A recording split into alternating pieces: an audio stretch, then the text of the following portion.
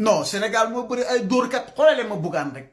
Bougane moom dóor naa dóor a dóor ba xamatu fu muy dóor mu ne xaaral ma génn suma dëkk ma dem dóori si beneen dëkk xam na ne Sénégal léegi fàtte ne fépp fu mu daan dóoree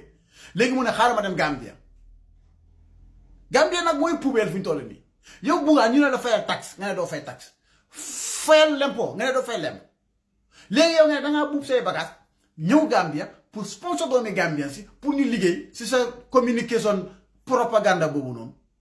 te ñu ñëpp barki des mondial gis nañ doomi Sénégal yi yëpp a ngi rang si bunti ambassade yi ak si bunti police pour ut kayit pour nu ñoo demee Espagne ah pour dem liggéey si àll bi si campagne bi yow joxoo ñooy liggéey yow nga ne yow léegi sa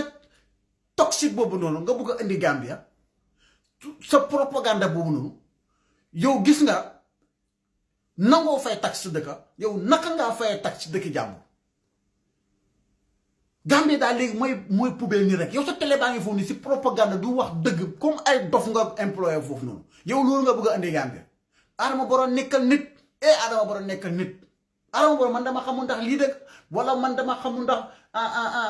yaay compine nga xam a bàyyi compine man de Adama Barrow moom pour moom dafa téye Gambie moom léegi moom benn poubelle la benn mbalit la ko am sa poubelle dem sànni Gambie waaye yaa jàmmi nag bu mu demee ba léegi Gambie nag kenn respectul leen seen yoon nit ñi fu ñu neex la ñuy duggee ak lu leen neexee